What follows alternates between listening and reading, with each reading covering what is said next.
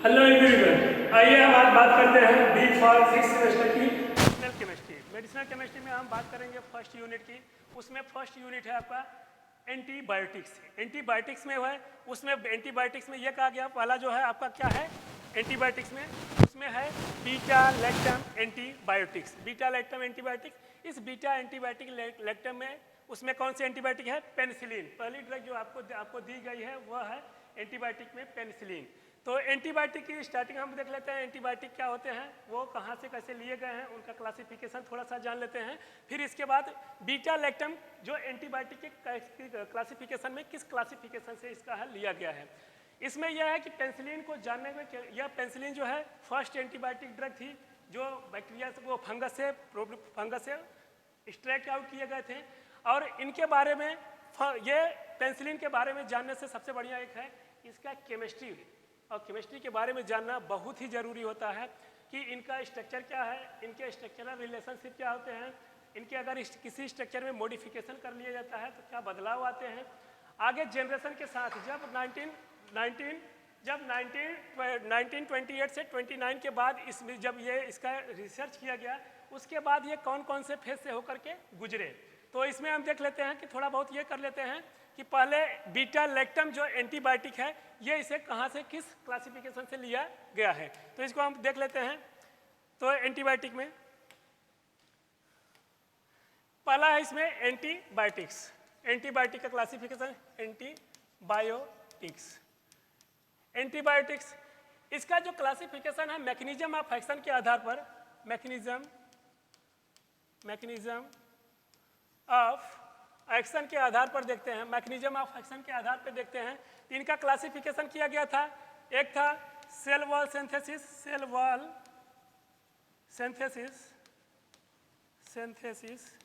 Inhibitor,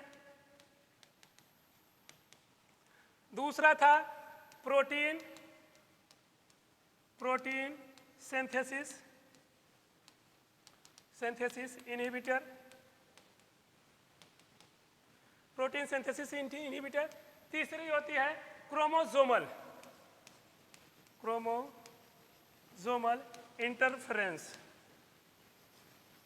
इसका मतलब यह हुआ कि ऐसी ड्रग जो किसी भी बैक्टीरिया के सेल वॉल सिंथेसिस को इनहिबिट कर देता है, और सेल का जो होता है, बैक्टीरिया जो होते हैं वो डिसरप्ट कर जाते हैं या लाइसिस कर जाते हैं। क्यों? क्योंकि उनके सेल वॉल जो होते हैं वो ब्रेक हो जाते हैं, टूट जाते हैं, और सेल डिवीजन में, नए जनरेशन में जो उनका अगर सेल डिवीजन होगा, उस सेल डिवीजन के लिए उनके पास प्रॉपर कोई ऑर्गेनल्स प्लस साइटोप्लाज्म में कुछ रहने देते हैं, जिससे वीक होता है, और रिजिडिटी इनकी क्या होती है बैक्टीरिया की, वो खत्म हो जाती है। रिजिडिटी किसके कारण होती है? पेप्टिडोग्लाइकन के कारण होती है। अभी हम पेप्टिडोग्लाइकन को आगे हम बात कर लेते हैं कि जो बैक्टीरिया को रिजिडिटी देता है। दूसरा है प्रोटीन सिंथेसिस। प्रोटीन सिंथेसिस में ऐसी ड्रग कि जो बैक्टीरिया के प्रोटीन सिंथेसिस को इनहिबिट कर देता है, और उस टाइप की ड्रग को हम कहते हैं protein synthesis inhibitor. Protein synthesis में यह होता है कि बैक्टीरिया के जो जरूरत की चीज़ें होती हैं, जैसे जो भी उनके ऑर्गेनल्स का सिंथेसिस होना होता है, नेक्स्ट जब उनका सेल डिवीजन होता है, किसी बैक्टीरिया का सेल डिवीजन होता है, उनको ज़रूरत की चीज़ें को प्रोटीन सिंथेसिस के द्वारा नेक्स्ट जनरेशन में ट्रांसफ़र कर दिया जाता है। इस सेल डिवीजन को ही रोका जा सकता है। कैसे? क्योंकि प्रोटीन सिंथेसिस को अगर हम इनहिबिट कर देते हैं, उससे नेक्स्ट जनरेशन की उनका सेल डिवीजन नहीं होगा। इनमें प्रोटीन सिंथेसिस में किस पे काम करेंगे? इसमें करेंगे राइबोसोम के ऊपर।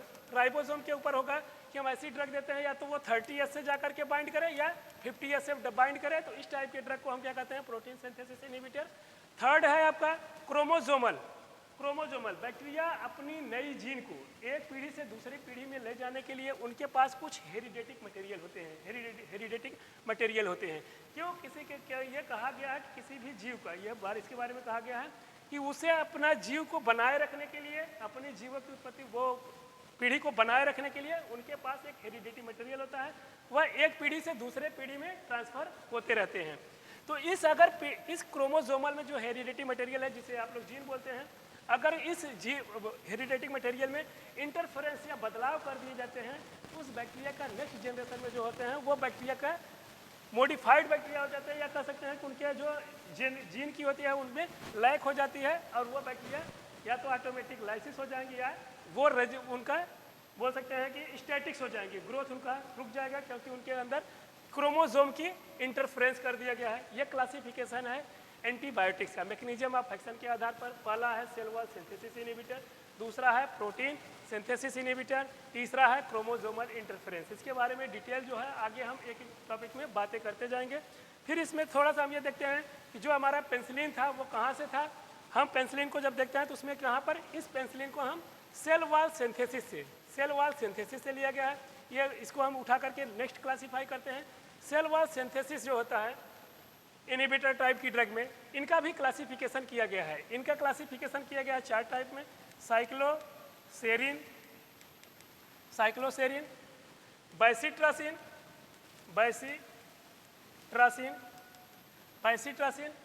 तीसरी बीटा लैक्टम, चौथी वैंकोमाइसिन।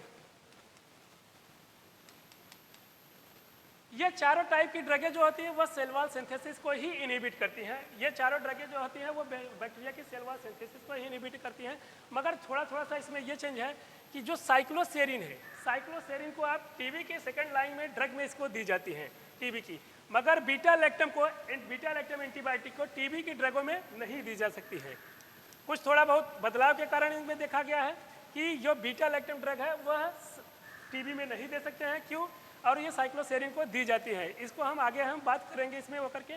तो सेल वॉल सिंथेसिस इनहिबिटर में 4 टाइप की होते हैं, साइक्लोसेरिन, बाइसिट्रासिन, बीटा लैक्टम और वैंकोमाइसिन।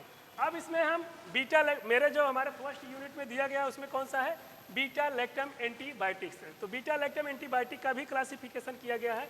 इनका क्लासिफिकेशन 4 टाइप में इनको भी किया गया है। कौन कौन से हैं, इसको भी हम क्लासीफाई कर सकते हैं। पहला होगा पेनिसिलिन,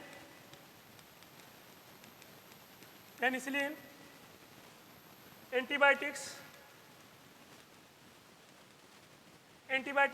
दूसरा सिफाइलोस्पोरिन एंटीबायोटिक्स, थर्ड मोनोबैक्टम, फोर्थ है कार्बापिनेम।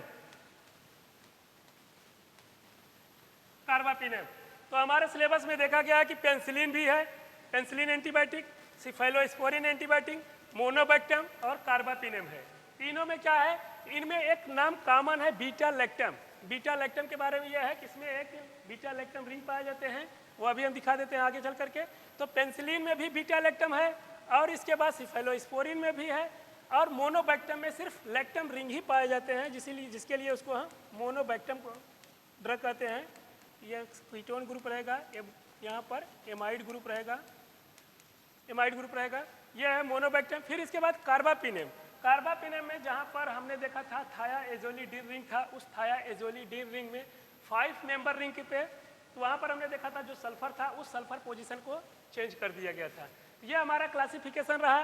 कौन सा क्लासिफिकेशन, एंटीबायोटिक्स का क्लासिफिकेशन है। एंटीबायोटिक्स में जो हमने क्लासिफिकेशन किया था वो यह था कि एंटीबायोटिक के क्लासिफिकेशन में पहला था कि हम इनको मैकेनिज्म ऑफ एक्शन के आधार पर करते हैं। मैकेनिज्म ऑफ एक्शन के आधार पर जब हम करते हैं तो इनको क्लासिफिकेशन में देख लेते हैं। ये इसमें है, पहला है सेल वॉल सिंथेसिस इनहिबिटर, जिसमें थे बीटा लैक्टम एंटीबायोटिक में पेंसिलिन, सिफाइलोस्पोरिन, कार्बापिनेम, मोनोबैक्टम, वैंकोमाइसिन था।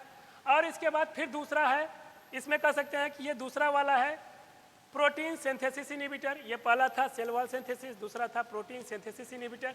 एक 30S राइबोसोम पे काम करता है, एक 50S राइबोसोम सब यूनिट पे काम करता है। 30S वाले पे कौन से करते हैं, टेट्रासाइक्लिन, अमीनोग्लाइकोसाइड की जितनी ड्रगें हैं वो 30S पे काम करती हैं। और 50S पर मैक्रोलाइड की जितनी ड्रगें हैं, क्लिंडामाइसिन और इसके बाद क्लोरामफेनिकॉल, स्ट्रेप्टोग्राम की जितनी भी ये ड्रगें हैं, ये क्या करती हैं, ये 50S पे काम करती हैं। थर्ड वाला जो क्लासिफिकेशन वो हमने किया था उसमें कौन से थे, इसमें न्यूक्लिक एसिड सिंथेसिस या क्रोमोसोमल इंटरफेरेंस बोल सकते हैं। इसमें कौन कौन सी ड्रगें हैं, फोलेट सिंथेसिस में सल्फोनामाइड कैटेगरी की ड्रगें हैं, डीएनए गायरेज की हैं और एनए पॉलीमरेज की। ये सभी ड्रगें जो होती हैं इनका क्या है कि एंटीबायोटिक का मैकेनिज्म ऑफ एक्शन के आधार पर हमने क्लासिफिकेशन किया था। फिर इसी को हमने देखते हैं कि सेल वॉल सिंथेसिस इनहिबिटर का भी क्लासिफिकेशन कर डाला था हमने, उसको भी क्लियर किया। अब इसके बाद जो है इसका थोड़ा सा हम स्ट्रक्चर देख लेते हैं। स्ट्रक्चर के बाद फिर जो होता है इनका हम हिस्टोरी जानेंगे। तो स्ट्रक्चर, तो हिस्टोरी ऑफ पेंसिलिन की बात करें तो पेंसिलिन का खोज जो है एक एक्सीडेंटल है, इसकी डिस्कवरी जो है वह एक एक्सीडेंटल है। इसमें अलेक्जेंडर फ्लेमिंग ने एक पेट्री डिश में स्टेफिलोकोकस नाम के बैक्टीरिया को रखे हुए थे, तो कुछ रख करके कुछ दिनों के बाद बाहर चले गए। जब उन्होंने आया, उन्होंने देखा कि उस स्टेफिलोकोकस बैक्टीरिया जो थे वो उनका ग्रो रुका हुआ था, जितने पे कुछ उसमें ऐसे ऐसे फंगस जो थे वो फंगस ग्रो कर गए थे, जिसकी वजह से उस पेट्री डिश में बैक्टीरिया जो हुए थे उनका ग्रोथ रुक गया था। मान लिया कि पेट्री डिश में स्टेफिलोकोकस नाम का बैक्टीरिया रखा हुआ था, उसके ऊपर कुछ फंगस उनके पास ग्रो कर गए। उस फंगस की वजह से इसमें क्या हुआ कि इनका जो बैक्टीरिया था वो बैक्टीरिया ग्रो नहीं कर पाए। तो इसको अलेक्जेंडर फ्लेमिंग ने जब देखा तो उन्होंने कहा कि इस फंगस के पास कुछ ऐसी केमिकल प्रॉपर्टी है जिसकी वजह से ये बैक्टीरिया को किल कर रहा था।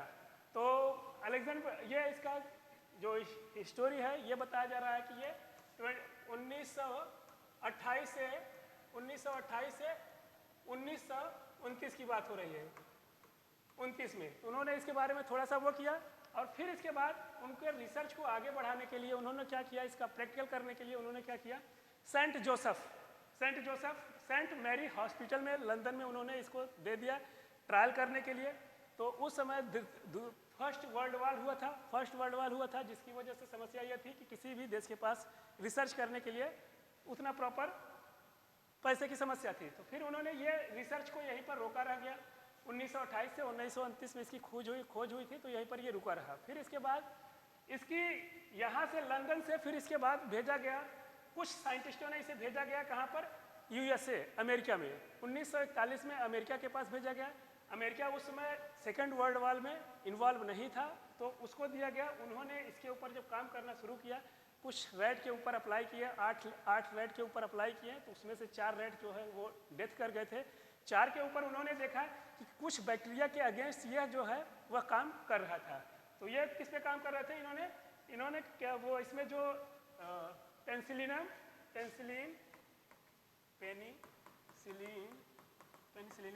नोटेटम और एस्पार्जिलस,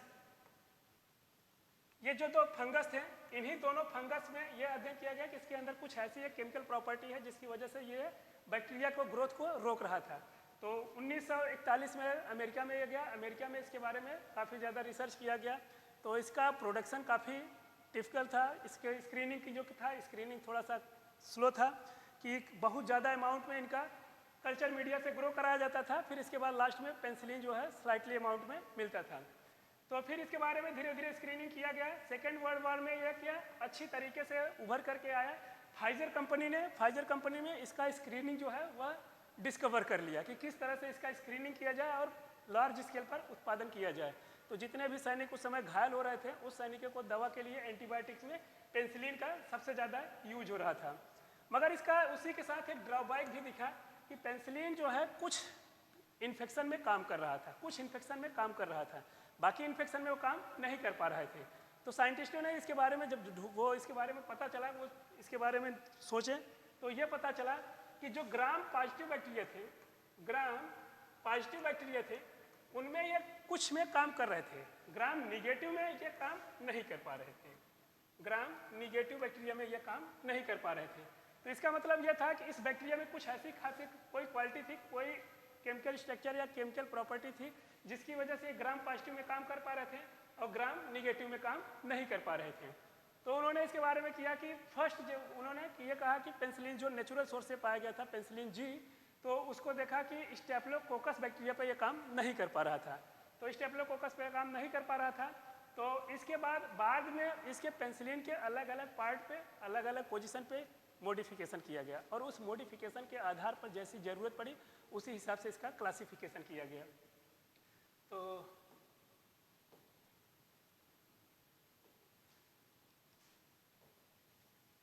तो हम इसके हिसाब से बात करते हैं कि जब स्टार्टिंग में इसका पहले हम स्ट्रक्चर बना लेते हैं पेंसिलिन का। यह एक लैक्टम रिंग है, ये इसे बोलते हैं बीटा लैक्टम रिंग बोलते हैं। और इससे एक 5 मेंबर का रिंग जुड़ा हुआ होता है जिसे हम थायाएज़ोलोडीन बोलते हैं। एजोलिडीन, थाया एजोलिडीन रिंग बोलते हैं। इसमें क्या होता है, एक सल्फर होता है और इस वाले पोजीशन से एक कार्बोक्सिलिक ग्रुप जुड़े होते हैं। सेकेंड वाले पोजीशन पे 2 मेथाइल ग्रुप जुड़े होते हैं, 2 मेथाइल ग्रुप जुड़े होते हैं। और इस 7 पोजीशन पे कीटोन ग्रुप होता है और 6 पोजीशन पर एक एमीन होता है और इसके बाद कीटोन ग्रुप जुड़ा रहता है और फिर एक आर पोजीशन रहता है। तो इसका अगर हम नंबरिंग करें तो इसे हम नंबरिंग दे सकते हैं 1 2 3 4 5 6 7। तो इसमें यह देखा गया, पाया गया कि जब हम इसका स्ट्रक्चर देख रहे थे तो इसमें यह हुआ कि एक बीटा लैक्टम रिंग है, एक थायाजिलिडोन रिंग है, जिसमें जो है ये 5 मेंबर में सल्फर ग्रुप जुड़ा हुआ है। इसमें यह देखा गया कि जो आर पोजीशन है, इस आर पोजीशन में अलग अलग बदलाव करके, अलग अलग कंपाउंड रख करके ये देखा गया कि उनकी एक्टिविटी में चेंज हो रहा था। बाकी अगर किसी रिंग में इनके प्रॉपर्टी को चेंज करते हैं तो उसकी एंटीबैक्टीरियल एक्टिविटी लॉस हो जाती है। मगर आर पोजीशन पे कुछ ऐसा हुआ कि इनकी एंटीबैक्टीरियल अगर ऐड किया जाए तो इनकी एंटीबैक्टीरियल एक्टिविटी को या तो बढ़ाया जा सकता है या तो घटाया जा सकता है। एक इसमें और ये था कि ये जो कीटोन ग्रुप है यह इस पूरी एंटीबायोटिक के लिए बहुत ही इम्पोर्टेंट है। इसका मतलब यह हुआ कि अगर ये वाला पार्ट नहीं होगा तो ये एंटीबैक्टीरियल एक्टिविटी शो नहीं करता है। तो इसी पे कुछ ऐसा वो पोजीशन देखा गया जिसकी वजह से ये इसमें नेक्स्ट इसका क्लासिफिकेशन किया गया। इनका क्लासिफिकेशन इस तरीके से किया गया है कि ये आर पोजीशन में नेक्स्ट वाले में चेंज करके इनका अलग अलग तरीके से किया गया। तो पहले हम इसको समझने से पहले इतना इसका स्ट्रक्चर जान लिए। अब इस स्ट्रक्चर को जानने के बाद थोड़ा बहुत हम बैक्टीरिया के बारे में जानते हैं। बैक्टीरिया के वो जो आउट सेल वाल होता है वो किस तरीके से बना होता है, फिर उसी के बाद हम इसका क्लासिफिकेशन और मैकेनिज्म में जाएंगे।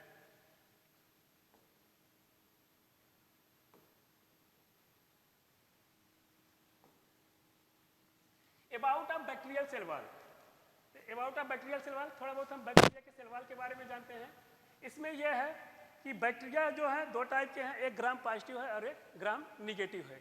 ग्राम पॉजिटिव बैक्टीरिया में और ग्राम निगेटिव बैक्टीरिया में क्या अंतर होता है, डिफरेंस होता है, जिसकी वजह से ये देखा गया कि कुछ पेनिसिलिन ग्राम पॉजिटिव पे काम कर रहे थे और ग्राम निगेटिव पे काम नहीं कर रहे थे। उसमें ये देखा गया कि उनके जो ग्राम पॉजिटिव बैक्टीरिया होते हैं उनके पास आउटर मेम्ब्रेन सेल मेम्ब्रेन नहीं होता है। इनके पास ये मान लिया ग्राम पॉजिटिव बैक्टीरिया है, ग्राम पॉजिटिव है और ये ग्राम निगेटिव है, तो इसके ऊपर कोई सेल वाल मेम्ब्रेन नहीं पाया गया, सेल वाल नहीं पाया गया। तो आउटर मेम्ब्रेन जिसे बोलते हैं, इसमें आउटर मेम्ब्रेन एब्सेंट था। और उसके बाद जस्ट नीचे ये जो लेयर दिख रहे हैं तीनों, ये क्या है, पेप्टिडोग्लाइकन के लेयर हैं, ये पेप्टिडोग्लाइकन के लेयर हैं। मगर यही देखा गया ग्राम निगेटिव में इनमें आउटर सेल मेम्ब्रेन थे, और आउटर सेल मेम्ब्रेन किससे बने हुए थे, लाइपोपॉलीसैकेराइड के, लाइपोपॉलीसैकेराइड के बने हुए थे। फिर इसके बाद ये देखा गया कि इनमें जो पेप्टिडोग्लाइकन के लेयर हैं वह थिक थे, मोटे थे, मगर ग्राम निगेटिव में जो था वह थिन थे, पतले थे। तो दूसरा ये अंतर पाया गया। तीसरा ये हुआ कि पेरिप्लाज्मिक स्पेस ग्राम पॉजिटिव में कम था और ग्राम निगेटिव में अधिक था, यह इनके अंदर डिफरेंस था।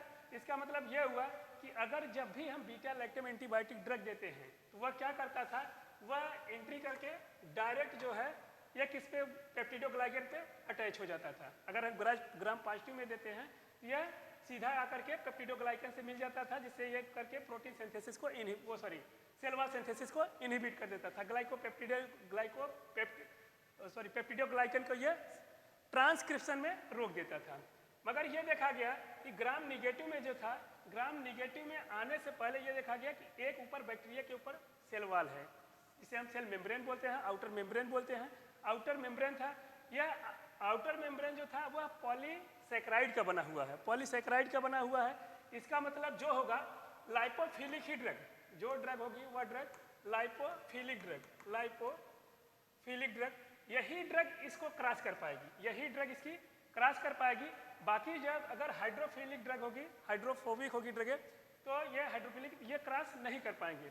तो इसका मतलब ये हुआ कि आर पोजीशन में हम जो बदलाव करेंगे वह लाइपोफिलिक होनी चाहिए, लाइपोफिलिक होगा तो वही ग्राम निगेटिव बैक्टीरिया में एंट्री कर पाएंगे। तो बस यही इतना इसमें है कि ये ग्राम निगेटिव में आउटर सेल मेम्ब्रेन होता है और ग्राम पॉजिटिव में आउटर सेल मेम्ब्रेन नहीं होता है। और इसके बाद दूसरा ये है कि इनमें पेप्टिडोग्लाइकन लेयर जो होते हैं ग्राम पॉजिटिव में मोटे होते हैं, थिक होते हैं, इसमें थिन होते हैं, और बाकी लगभग पूरा वही होता है।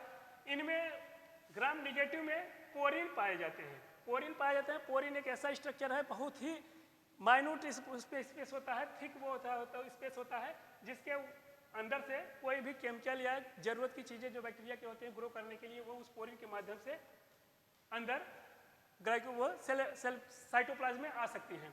तो हम बैक्टीरिया के बारे में जान लिए हैं कि बैक्टीरिया जो होते हैं ग्राम पॉजिटिव और ग्राम निगेटिव टू टाइप के हैं।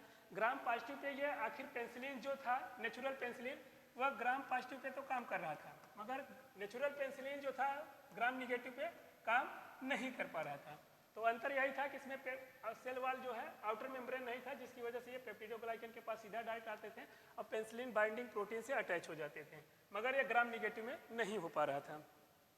अब इसको जानने के बाद जो होता है, अब हम इसको क्लासिफिकेशन में थोड़ा सा जाएंगे। क्लासिफिकेशन में जाने के बाद फिर हम समझ पाएंगे कि इसका क्लासिफिकेशन कैसे किया गया है। तो क्लासिफिकेशन इसका है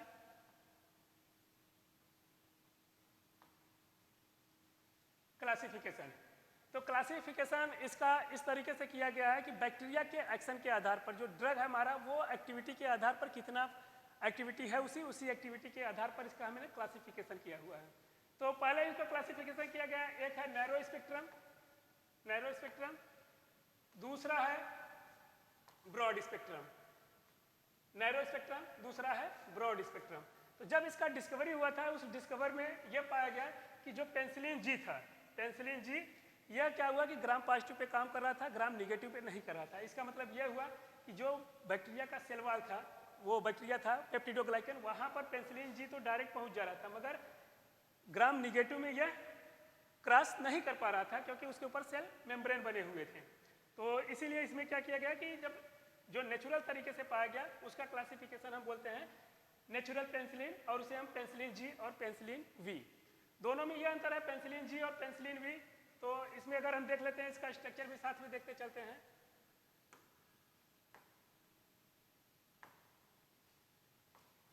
पेनिसिलिन जी, तो सिर्फ इसमें यह कहा गया पेनिसिलिन जो जी था और वी।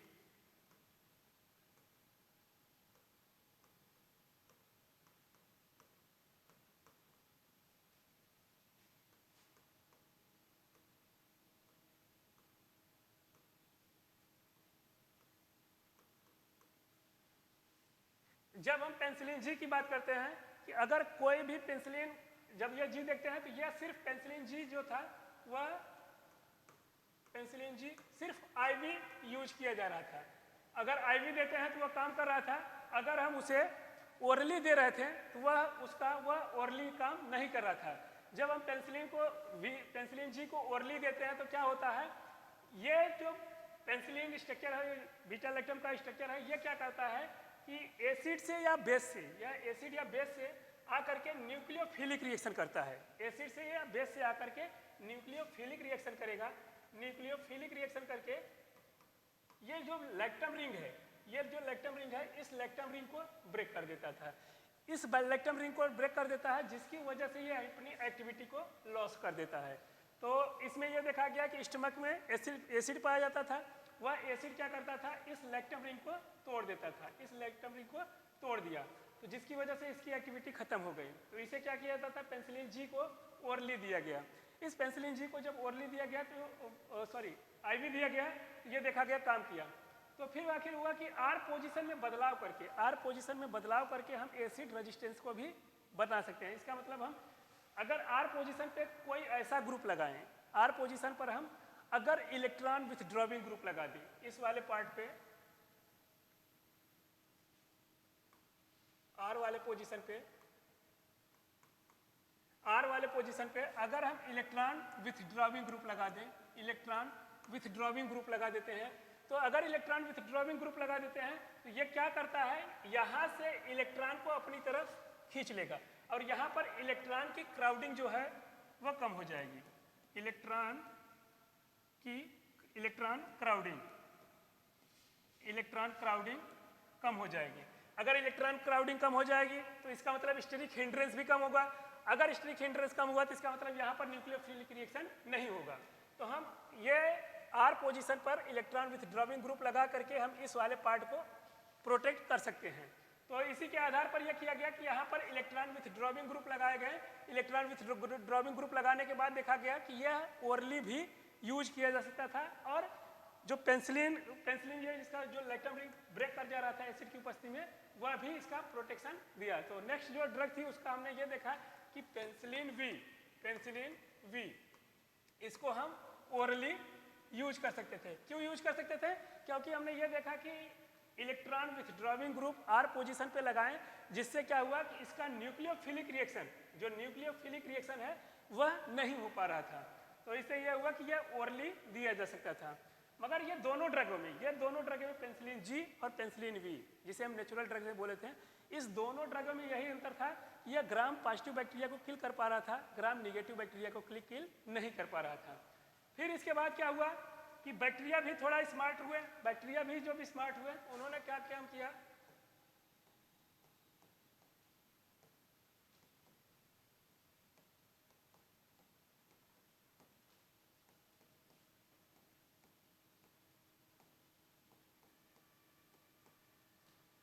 बैक्टीरिया जब उन्होंने क्या किया कि जब नेचुरल ड्रगें दी जा रही थी तब कुछ समय बाद जो बैक्टीरिया थे वो इसके प्रति रेजिस्टेंस हो गए। वो कैसे हो गए कि इन्होंने एक एंजाइम रिड्यूस करना शुरू किया।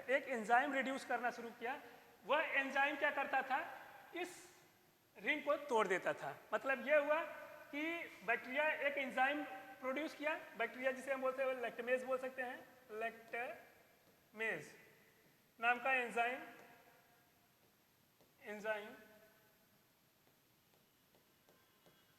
एंजाइम प्रोड्यूस किया। यह लैक्टमेज एंजाइम इस लेक्टम रिंग को ब्रेक कर देता था। तो जिससे क्या होता है कि इस पेंसिलिन की एक्टिविटी लॉस हो जाती है। तो बैक्टीरिया ने अपने आप को नए तरीके से इवॉल्व करने के बाद वो अपने जीन में मॉडिफिकेशन कर लेता है, और ये करता है कि एक एंजाइम प्रोड्यूस करता है। वह एंजाइम इस लैक्टमेज रिंग को तोड़ देता था। इसका मतलब कुछ समय के बाद जैसे जैसे समय बीतता गया, वो ये देखा गया कि पेंसिलिन G और पेंसिलिन V कई भी बैक्टीरिया के प्रति अगेंस्ट काम नहीं कर पा रहे थे। क्यों ऐसा हो रहा था? क्योंकि वह लैक्टमेज नाम का एंजाइम प्रोड्यूस कर रहे थे। तो फिर इसके बाद क्या किया गया, R पोजीशन में बदलाव किया गया कि R पोजीशन को बढ़ा दीजिए, R पोजीशन को इतना लंबा कर दीजिए कि ये इस वाले पार्ट का प्रोटेक्शन कर ले। R ग्रुप को हम बढ़ाते जाएंगे, एक लंबी चेन बना देंगे, और लंबी चेन बना करके ये जो लेक्टम रिंग है, इस लेक्टम रिंग को हम प्रोटेक्ट कर देते हैं।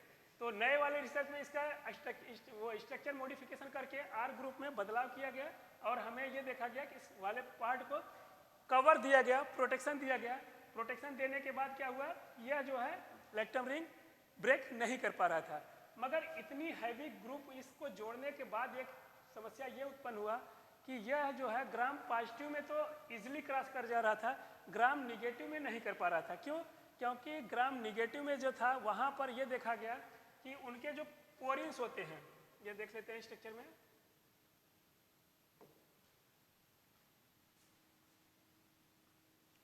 ये देखते हैं, ये ग्राम निगेटिव का बैक्टीरिया है। जब हम इनके अंदर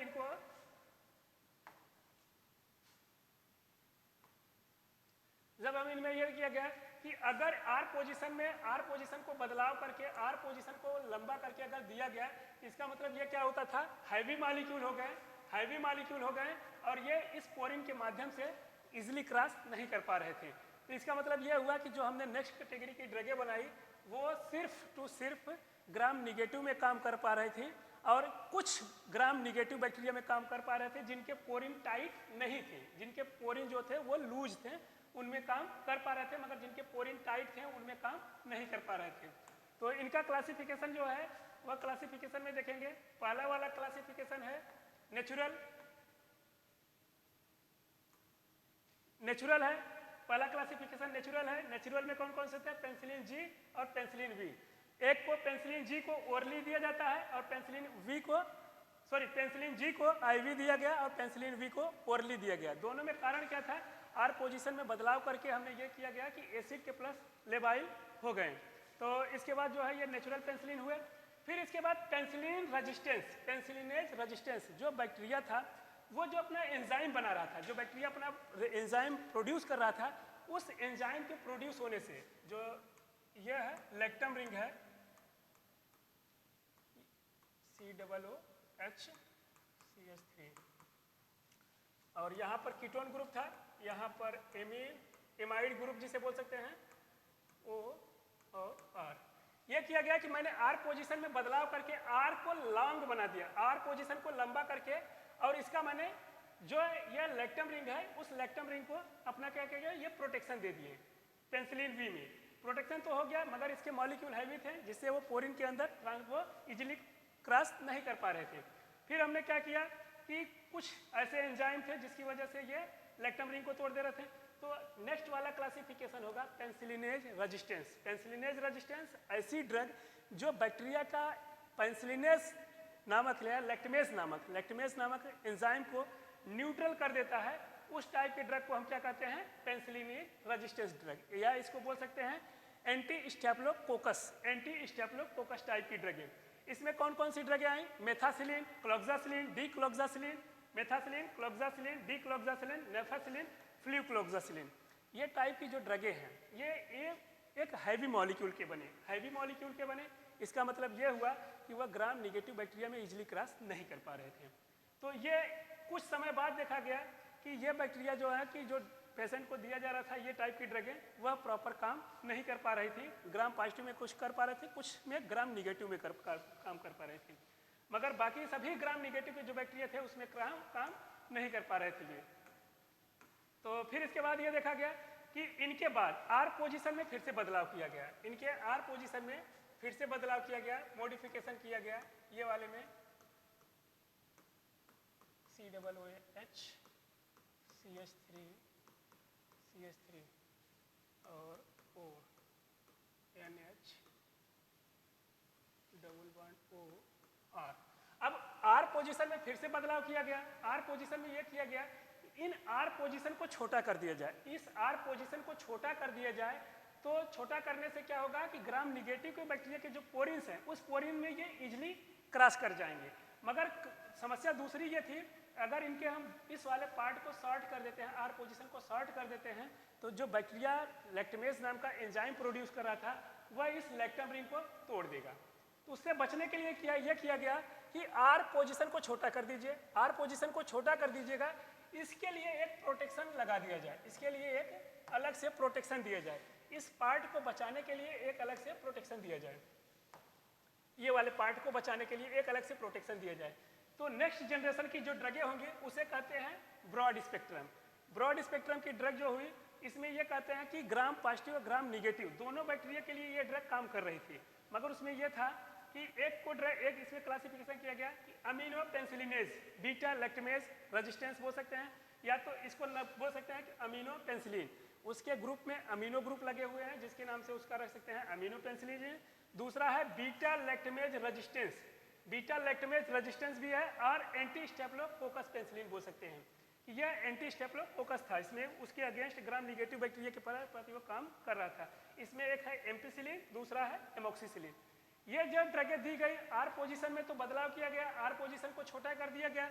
अगर ये ड्रग को डायरेक्टली बिना किसी कॉम्बिनेशन के दिए जाते हैं तो ये वाले बीटा लैक्टम रिंग को बैक्टीरिया ब्रेक कर देते हैं। ओरली तो लिया जा सकता है, ओरली लिया जा सकता है। इसका मतलब यह हुआ कि R पोजीशन पे इलेक्ट्रॉन विथड्रॉविंग ग्रुप, कौन से इलेक्ट्रॉन विथड्रॉविंग ग्रुप लगा करके, R पोजीशन पे इलेक्ट्रॉन विथड्रॉविंग ग्रुप लगा करके इस कीटोन ग्रुप को तो बचा लिया गया, इस लैक्टम रिंग को बचा लिया गया, मगर बैक्टीरिया के पास एक अपना इंस्ट्रूमेंट था जिसकी वजह से क्या कर रहा था वो इस लैक्टम रिंग को ब्रेक कर दे रहा था।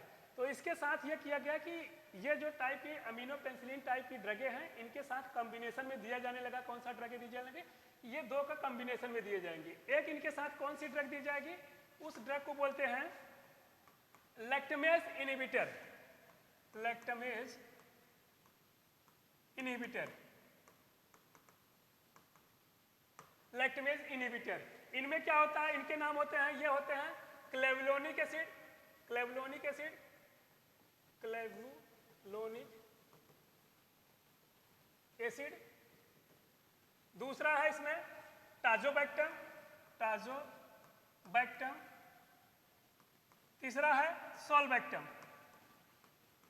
सोल्वेक्टम, ये तीनों ड्रगें जो हैं ये क्या हैं, लैक्टमेज हैं। लैक्टमेज एंजाइम को इनहिबिट करते थे। इसका मतलब ये हुआ कि जो न्यूक्लियोफिलिक रिएक्शन दिखा रहा था उसको ये क्या करेगा, रोक देगा। तो उसमें होगा एक क्लेवुलोनिक एसिड, दूसरा है टाजोबैक्टम और सोल्वेक्टम। तीनों में अंतर यही है कि क्लेवुलोनिक एसिड को ओरली दिया जाता है, बाकी दोनों को क्या है कि आईवी दिया जाता है। तो आप ये किसी भी ब्लिस्टर में देखेंगे, किसी भी ड्रग को देखेंगे, एमोक्सिसिलिन के साथ जो होता है कॉम्बिनेशन में कौन सी ड्रगें दी जाती हैं, क्लेवुलोनिक एसिड दी जाती है। या एमोक्सिसिलिन को, एम्पिसिलिन को उसको भी क्या करते हैं कि अगर ओरली दिया जाता है तो ये क्या कम करते हैं, क्लेवुलोनिक एसिड के साथ दिया जाता था। इसका मतलब ये हुआ कि जो तीसरा वाला क्लासिफिकेशन था ये ग्राम पॉजिटिव और कुछ ग्राम निगेटिव बैक्टीरिया में काम कर रहे थे, मगर कुछ ऐसी बैक्टीरिया ग्रो किए कि जिनमें ये देखा गया कि 1970 तक आते आते ये देखा गया कि 1970 में एक पेशेंट का ऑपरेशन किया गया और उस ऑपरेशन में ये देखा गया कि बाद में जब ऑपरेशन को ओपन किया गया उसमें ब्लू पस बना हुआ था। ब्लू पस बना हुआ था। डॉक्टर एकदम हैरान हुए ये बात को लेकर के कि जितनी भी एंटीबायोटिक्स अभी थी ये तीनों की तीनों ये काम नहीं कर पा रहे थे। तो आखिर ऐसा कौन सी बैक्टीरिया है कि जिसके प्रति वह काम नहीं कर पा रहे थे। तो डॉक्टर ने इस परेशानी को लेकर के ये देखें कि जो ब्लू पस बना हुआ था उसमें आखिर ये तीनों ड्रगें काम क्यों नहीं कर पा रहे थे। तो डॉक्टर ने फिर देखा कि जो ब्लू पस बना हुआ वो किसकी वजह से बना हुआ है, सीडोमोनास जो बैक्टीरिया था उसकी वजह से क्या हुआ कि ब्लू पस बनना शुरू हुआ। ये अक्सर आई में देखे जाते हैं सीडोमोनास जो इन बैक्टीरिया होते हैं। तो उन्होंने क्या काम किया कि एक नए तरीके की जो ड्रग थी पेंसिलिन में आर पोजीशन में बदलाव करके और फिर जो है नई कैटेगरी की ड्रग बनाई गई। उस कैटेगरी को कहते हैं एंटी स्यूडोमोनल पेंसिलिन ड्रग। तो इसका मतलब यह हुआ कि जो नई वाली कैटेगरी की ड्रग आई वह जो ब्लू पस बन रहा था उस ब्लू पस के अगेंस्ट काम करने लगी इस टाइप की ड्रग में। इसमें कौन से थे, ब्लू पस की एंटी स्यूडोमोनल टाइप की ड्रग में जो स्यूडोमोनल बैक्टीरिया को किल कर सकती थी। स्यूडोमोनल क्या है, ये ग्राम निगेटिव बैक्टीरिया है। स्यूडोमोनल ग्राम निगेटिव बैक्टीरिया है। उसमें यह देखा गया कि पाइपेरासिलिन, कार्बासिलिन, टिकारसिलिन, एजलोसिलिन, मेजिलोसिलिन ये जो ड्रगें थी वो स्यूडोमोनास के प्रति काम कर रहे थे। इसका मतलब यह हुआ कि इनको एंटी स्यूडोमोनल टाइप की ड्रगों में क्लासिफिकेशन में रखा गया है। तो मगर यह है कि अगर इस टाइप की एंटी स्यूडोमोनल टाइप की ड्रग को अगर अकेले में दिया जाता है तो फिर वही समस्या आती है कि जो लैक्टमेज रिंग है COOH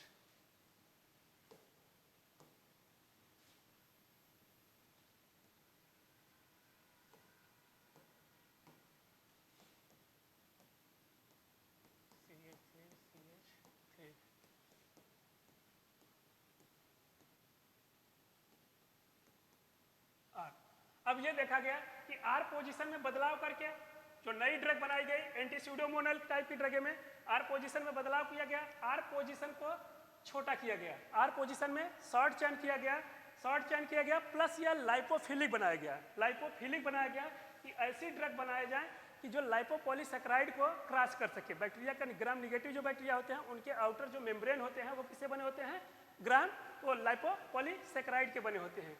तो उस लाइपोपॉलीसैकेराइड को क्रॉस करने के लिए आर पोजीशन में इस तरह से बदलाव किया गया कि जो लिपिड को क्रॉस कर सकते थे। इसका मतलब आर पोजीशन में बदलाव किया गया और ये आर पोजीशन में बदलाव करने के बाद ये देखा गया कि जो beta lactamase enzyme bacteria produce कर रहे थे वो बैक्टीरिया इस लैक्टम रिंग को ब्रेक कर दे रहा था, ये सीजर की तरह काट दे रहे थे। इसका मतलब ये हुआ जब ये लैक्टम रिंग ओपन हो जाता था इसकी एक्टिविटी खत्म हो जाती थी।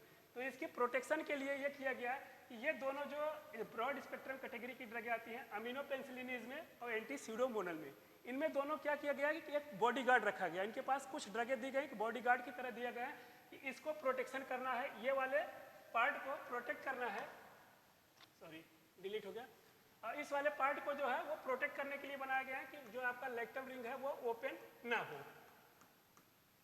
बाकी ये पोजीशन देख लेंगे। तो इसके प्रोटेक्शन के लिए ये किया गया है कि इनके साथ कॉम्बिनेशन में ड्रगें दी जाने लगी। उस टाइप की ड्रगों को अभी नाम मैंने बताया था, इसको बोलते हैं लैक्टमेज इनहिबिटर। लैक्टमेज इनहिबिटर ऐसी ड्रग दी जाती है कि इनके साथ कॉम्बिनेशन में कि जो बैक्टीरिया जो है लैक्टमेज एंजाइम प्रोड्यूस कर रहा है उसको रिड्यूस कर न्यूट्रलाइज कर दे और वह बैक्टीरिया को किल कर सके। इसका मतलब यह है कि आर पोजीशन में बदलाव करने के बाद इसको प्रोटेक्शन के लिए कौन सी ड्रगें दी जाने लगी? लैक्टमेज इनहिबिटर में। इन लैक्टमेज इनहिबिटर में कौन कौन सी ड्रगें थी? एक था क्लेविलोनिक एसिड, दूसरा था सॉल्बैक्टम, तीसरा था टाजोबैक्टम। क्लेविलोनिक एसिड जो है ओरली प्रॉपर बढ़िया वो हायर काम कर रहा था, इसका एब्जॉर्बेंस भी बढ़िया था, लगभग 80% एब्जॉर्बेंस था ओरली।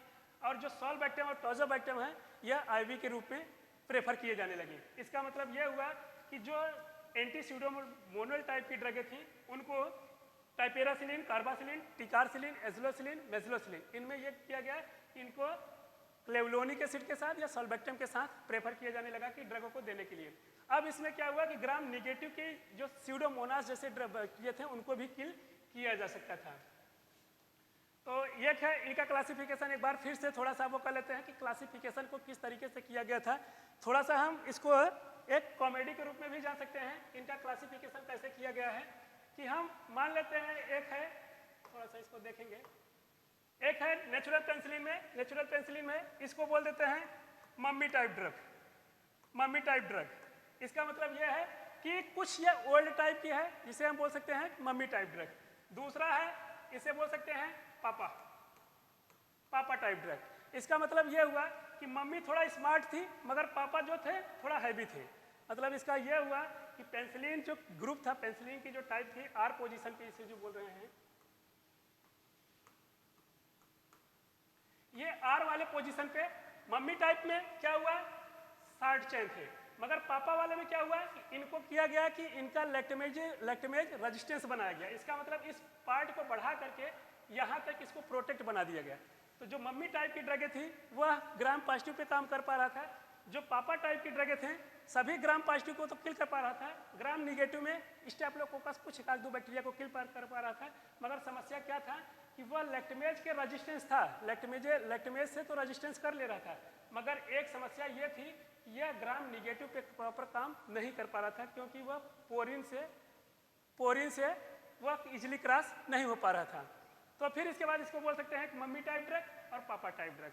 अब इस मम्मी पापा को दो बच्चे हुए, एक को बोलते हैं एंटी स्यूडोमोनल, दूसरे को एंटी स्यूडोमोनल।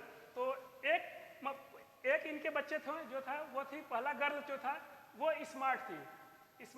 पहले वाले गर्ल को हम बोल सकते हैं, उनको दो बेटी पैदा हुई, दोनों बेटी में से एक को हम स्मार्ट बोल सकते हैं। ये जो था अमीनो टाइप के ये स्मार्ट थे। इन्होंने क्या किया कि जो ओबीस थे, हैवी थे, उस ओबीस सिस्टम को आर पोजीशन से हटा दिया, आर पोजीशन को छोटा किया गया। मतलब ये लिपिड के लाइपोपॉलीसैकेराइड को इजिली क्रॉस किया जाते हैं। इसका मतलब इस सिस्टम में ये बनाया गया कि इनको स्मार्ट बना दिया गया। ये एंटी अमीनो पेनिसिलिन में ये इनके साथ ये किया गया, जब ये स्मार्ट बन गए तो इनको मार्केट में जाने में समस्या होने लगा, बाकी भी पीछे लगे सब। तो समस्या ये हुआ कि ये जब स्मार्ट बनाए गए तो इनके पीछे बॉडीगार्ड रखे गए, बाउंसर लगाए गए कि अगर इनको कोई भी कुछ करेगा तो उनके प्रति बगल में जो बाउंसर रहेंगे वो उनको रोक सकते हैं। तो उनके लिए इनके बाउंसर में कौन कौन से लगाए गए?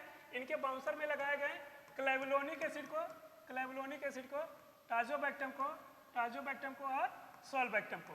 ये तीनों क्या थे, इनके पास बॉडीगार्ड लगाए गए। तो ये तीसरा क्लासिफिकेशन हो गया। चौथे क्लासिफिकेशन को बोल सकते हैं कि वेरी स्मार्ट।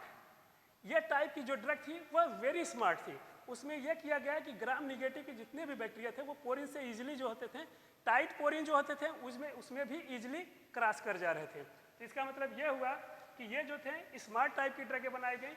फिर से इनके लिए अगर कोई स्मार्ट इनका जब बनाया गया तो इनको फिर से वही चाहिए, इनका भी प्रोटेक्शन के लिए चाहिए। इनको प्रोटेक्शन किससे चाहिए था?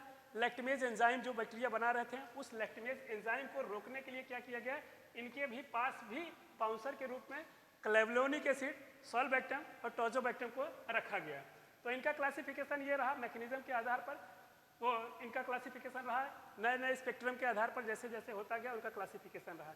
मगर हम जो यहाँ पर बात कर रहे हैं आर पोजीशन में, आर पोजीशन वाले में थोड़ा सा हमको एक बात ये देखना पड़ेगा कि आखिर आर पोजीशन पे ऐसा कौन सा ग्रुप जोड़ते हैं जिसकी वजह से ग्राम पॉजिटिव बैक्टीरिया पे और ग्राम निगेटिव बैक्टीरिया पे काम करता है, प्लस वहीं पर एसिड रेजिस्टेंस भी हो जाता है, एसिड के प्रति वो काम एसिड रेजिस्टेंस हो जा रहा है, एसिड उसको उसके ऊपर जो है इस रिंग को तोड़ने की कोशिश कर रहा है वो लैक्टम रिंग को, उससे भी यह बचा जा सकता था।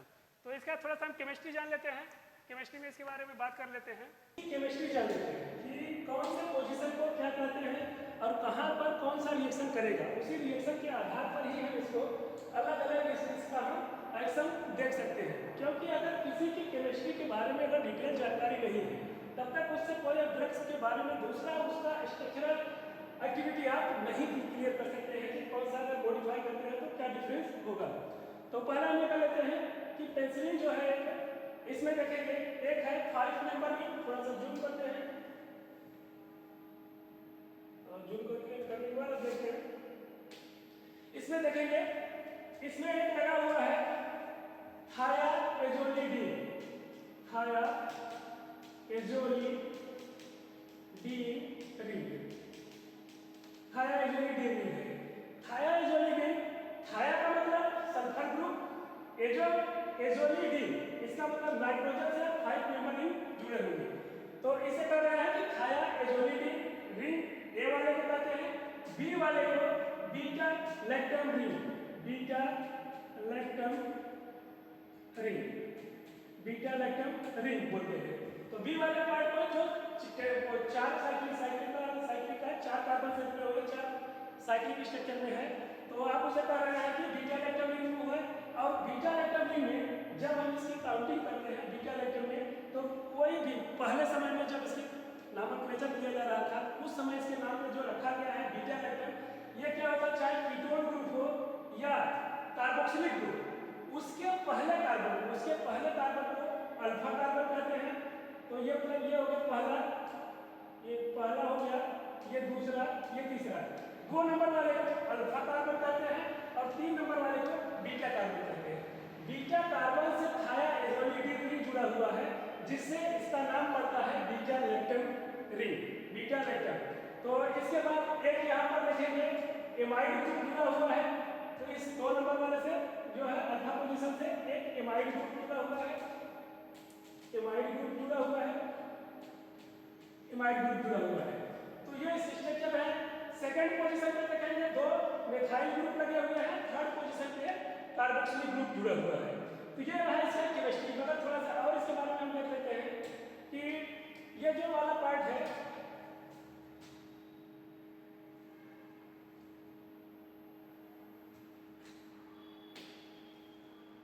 यहाँ पर जो कीटोन ग्रुप जुड़ा हुआ है से वो 7 पोजीशन पे यहाँ पर जो जुड़ा हुआ है, यहाँ पर कौन सा है sp2 हाइब्रिडाइजेशन है। यहाँ ये कार्बन जो है sp2 हाइब्रिडाइजेशन है, जिससे इसका स्ट्रक्चर कौन होगा 120 डिग्री होंगे, 120 डिग्री बॉन्ड एंगल होंगे और 120 डिग्री होने के कारण ये क्या होते हैं प्लेनर होते हैं। ये इनका क्या हुआ कि ये बॉन्ड जो इनके पास है, इनके पास इस कार्बन और ऑक्सीजन के पास जो है यहाँ पर sp2 हाइब्रिडाइजेशन है। इसी sp2 हाइब्रिडाइजेशन से फिर इसके बाद जब लैक्टेमेज एंजाइम जिसे हमने कहा था न्यूक्लियोफिलिक रिएक्शन करते हैं या न्यूक्लियोफाइल लेकर के अटैक करते हैं, तो ये बीटा लैक्टम रिंग टूट जाते हैं। बीटा लैक्टम रिंग जब टूट जाते हैं तो ये sp2 से sp3 हाइब्रिडाइजेशन में कन्वर्ट हो जाते हैं, sp3 हाइब्रिडाइजेशन में कन्वर्ट हो जाते हैं, sp3 हाइब्रिडाइजेशन में कन्वर्ट हो जाते हैं। तो अभी इनके बीच में जो बॉन्ड एंगल था 120 डिग्री का था, मगर अब ये जो ब्रेक हो गए, ये इनका न्यूक्लियोफाइल आकर के जब इस पर अटैक किए या लैक्टेमेज एंजाइम आकर के जब इसके ऊपर अटैक किया तो ये किस में कन्वर्ट हो गए sp3 हाइब्रिडाइजेशन में। अब इनका क्या हो गया, इनका स्ट्रक्चर हो जाता है किस तरह से होगा टेट्राहेड्रल हो जाता है। इनका स्ट्रक्चर क्या हो जाता है टेट्राहेड्रल, टेट्राहेड्रल हो जाता है। इसका मतलब इनका स्ट्रक्चर जो होगा वो इस तरीके से हो जाएगा, ये टेट्राहेड्रल हो जाएगा। तो टेट्राहेड्रल हो जाएगा जिससे क्या होता है ये चेन ओपन हो जाता है और इसकी जो एक्टिविटी है एंटीबैक्टीरियल एक्टिविटी वो लॉस हो जाती है। इसमें ये देखा गया कि अगर ये वाला बीटा लैक्टम को तोड़ दिया जाए, इसकी एक्टिविटी जो है एंटीबैक्टीरियल एक्टिविटी वह लॉस हो जाती है। सिर्फ इसमें एक ऐसा पोजीशन है जिसे हम कह रहे हैं कि ये 6 पोजीशन पे जो नाइट्रोजन और कीटोन ग्रुप यहाँ पर जो जुड़े हैं, इनके पास यहाँ पर कर दीजिएगा CW1 O है लगाया नहीं गया है।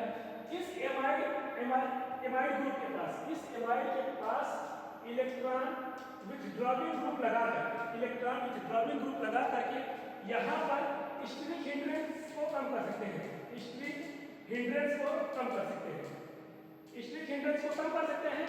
तो अगर स्ट्रिक हिंड्रेंस कम हो जाएगा तो जो न्यूक्लियोफाइल आकर के यहाँ पर अटैक कर रहा है इस वाले पोजीशन को और इलेक्ट्रॉन रिंग को तोड़ दे रहा है, या एसिड से जब रिएक्शन करता है, एसिड के कारण जब ये टूट जाते हैं, बेस से रिएक्शन करके ये न्यूक्लियोफाइल की तरफ टूट जाते हैं, उससे अगर हम यहाँ पर इस R पोजीशन पर इलेक्ट्रॉन विथड्रॉइंग ग्रुप लगा देते हैं तो इससे क्या होता है, ये इनकी एंटीबैक्टीरियल एक्टिविटी बढ़ जाती है। और इसके बाद ये भी देखा जाता है कि ये जो लैक्टेमेज एंजाइम है इसके प्रति रेजिस्टेंस हो जाते हैं, एसिड बेस के भी रेजिस्टेंस हो जाते हैं। इनका मतलब यह हुआ कि यहाँ पर स्ट्रिक हिंड्रेंस कम किया कर दिए जाते हैं। इसका एग्जांपल देख लेते हैं कि इनमें कौन कौन से एग्जांपल है। कुछ ड्रगों के जैसे पेनिसिलिन जी को हम ओरली लेते हैं, जैसे एग्जांपल के रूप में देख सकते हैं हम पेनिसिलिन जी।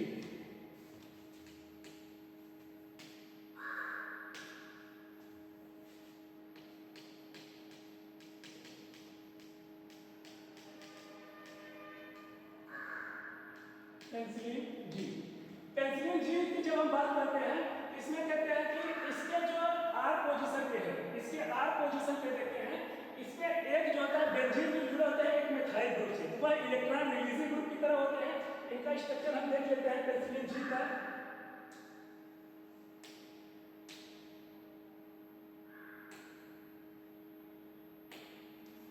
पेनिसिलिन जी का स्ट्रक्चर देख लेते हैं।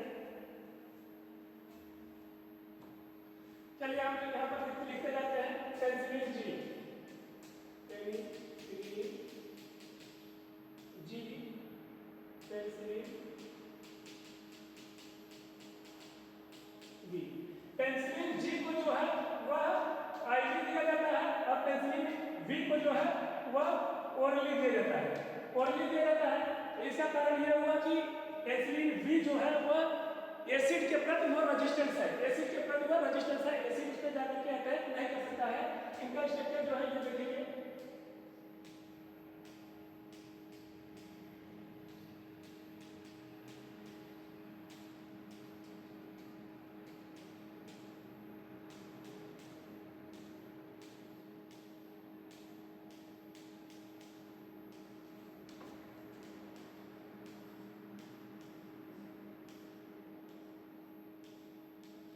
ये पेनिसिलिन जी का स्ट्रक्चर है। यहाँ पर ये देखेंगे, ये वाले पोजीशन पे, ये वाले पोजीशन पे देखेंगे, यहाँ पर क्या लगा हुआ है, इलेक्ट्रॉन रिलीजिंग ग्रुप लगा हुआ है, इलेक्ट्रॉन रिलीजिंग ग्रुप लगा हुआ है। इलेक्ट्रॉन रिलीजिंग ग्रुप लगे होने के कारण यह इलेक्ट्रॉन को रिलीज करता है और यहाँ पर इस वाले पोजीशन पे, कीटो वाले पोजीशन पे इलेक्ट्रॉन रिंग में यहाँ स्ट्रिक हिंड्रेंस को बढ़ा देता है, स्ट्रिक हिंड्रेंस को बढ़ा देता है, जिससे ये न्यूक्लियोफिलिक रिएक्शन फास्ट हो जाता है, न्यूक्लियोफिलिक रिएक्शन फास्ट हो जाता है, न्यूक्लियोफिलिक रिएक्शन फास्ट हो जाता है, जिससे क्या होता है कि वह ओरली अगर आप लेते हैं तो ओरली क्या होता है, ये यहाँ पर न्यूक्लियोफाइल आकर के अटैक करते हैं, न्यूक्लियोफाइल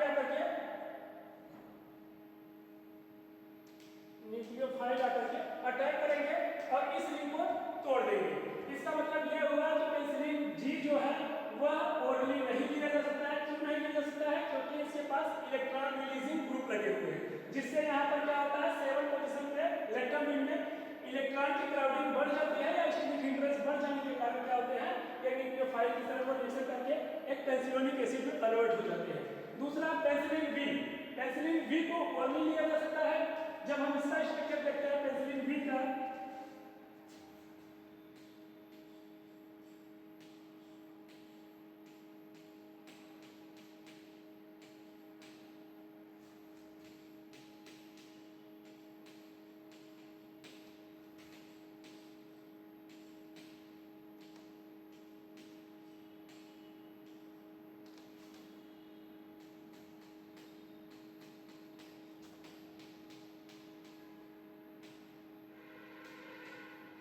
ये पेनिसिलिन वी का है, पेनिसिलिन वी का है। अब देखेंगे यहाँ पर पेनिसिलिन वी में इसमें लगा क्या है, इलेक्ट्रॉन विथड्रॉइंग ग्रुप लगा है। इलेक्ट्रॉन विथड्रॉइंग ग्रुप लगा हुआ है, जिससे क्या करता है ये इलेक्ट्रॉन को अपनी तरफ खींच लेता है। और इस वाले यहाँ पर लेक्टम रिंग में इलेक्ट्रॉन की जो क्राउडिंग है या स्टिक इंटरेस्ट जो है वो कम हो जाते हैं, जिससे एसिड के प्रति लेबाइल हो जाता है, एसिड इसके ऊपर अटैक नहीं कर पाता है, या बीटा लैक्टमेज जो एंजाइम होते हैं वो इसके ऊपर काम नहीं कर पाते हैं। जितना न्यूक्लियोफाइल यहाँ पर इलेक्ट्रॉन विथड्रॉइंग ग्रुप को मोर एक्टिव करते जाएंगे, उससे यहाँ पर स्टिक इंटरेस्ट कम होता जाएगा। इसी कैटेगरी में आगे भी देख लेते हैं। पेंसिलिन जी हो गया, पेंसिलिन को वी हो गया। पेंसिलिन वी के बाद जो है हम देखते हैं कि एम्पिसिलिन और मेथासिलिन। पहले देख लेते हैं मेथासिलिन को हम। मेथासिलिन कौन सी कैटेगरी की ड्रग है? मेथासिलिन या मेथासिलिन जो है बीटा लैक्टमेज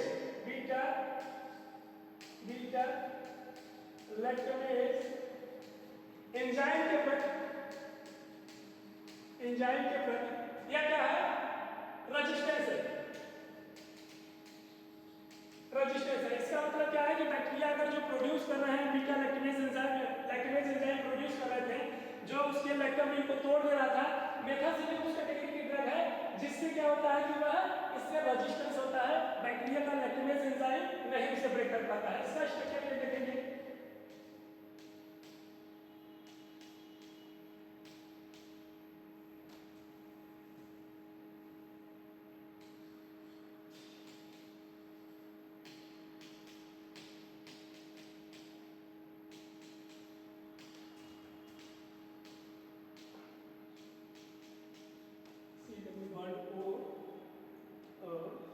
इसके बाद CH3 एक बेंजीन जोड़ देंगे,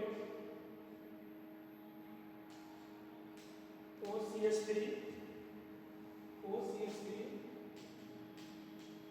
और OCH3।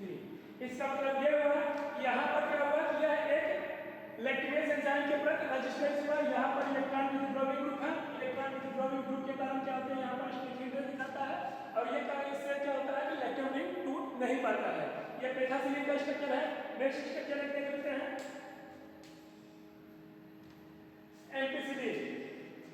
एम्पिसिलिन को देख लेते हैं। एम्पिसिलिन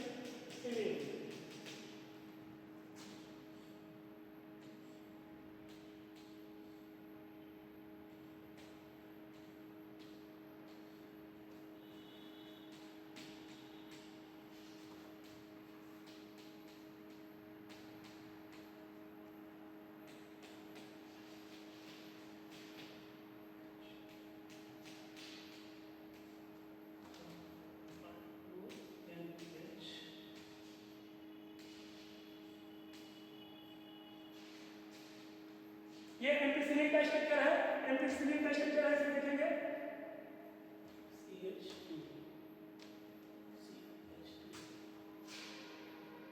CH2 होगा, इससे एमीन ग्रुप जुड़ा होगा, NH2।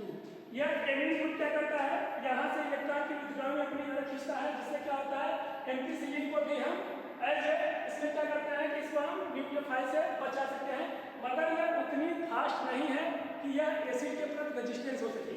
यह मोर लाइपोफिलिक बनाया गया है, जिसके कारण क्या होता है, यह gram positive and gram negative दोनों में काम करते हैं। यह जो है एम्पिसिलिन जो होता है ग्राम पॉजिटिव और ग्राम निगेटिव, इसे ब्रॉड कैटेगरी में रखा गया है, ब्रॉड स्पेक्ट्रम में रखा गया है। ग्राम पॉजिटिव और ग्राम निगेटिव दोनों में काम करते हैं। क्यों? क्योंकि यहाँ पर यह लगाया गया है, यह ग्राम निगेटिव के बैक्टीरिया जो है पॉलीसेकेराइड लाइपोपॉलीसेकेराइड के जो लेयर बने हैं उससे उसको ये क्रॉस कर सकता है। इसका मतलब यह लाइपोफिलिक बनाया गया है, जिससे किसी भी ग्राम निगेटिव के जो टाइट पोरिन होते हैं उस पोरिन से भी इजीली क्रॉस हो सके। इसका मतलब यह हुआ, ये एम्पिसिलिन हो गया। एम्पिसिलिन के बाद सबसे इस कैटेगरी की जो बढ़िया ड्रग मानी जाती है उसे हम कह सकते हैं एमॉक्सिसिलिन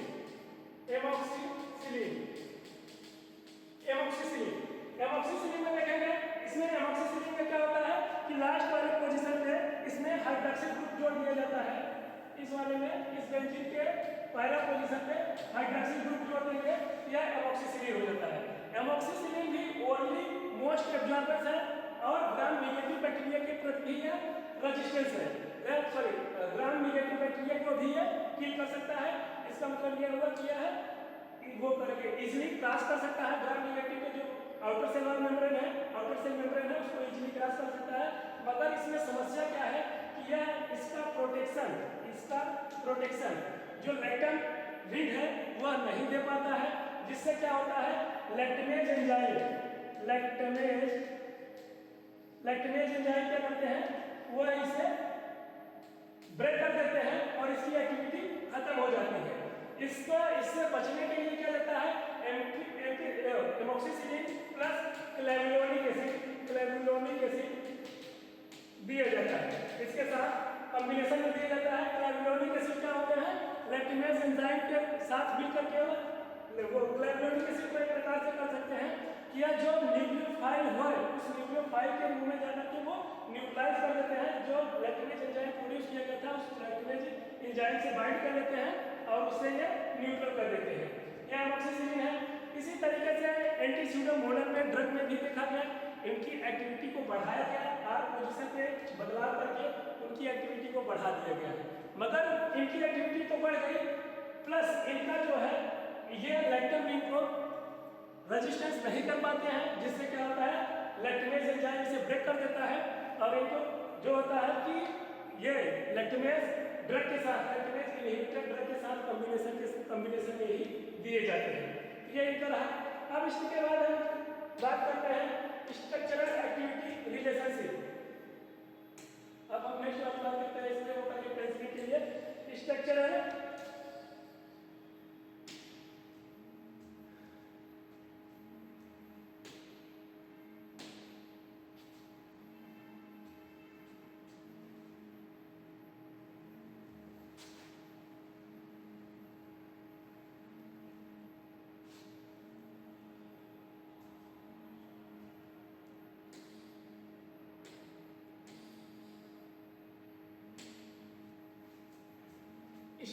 सारा देख लेते हैं पेंसिलिन का।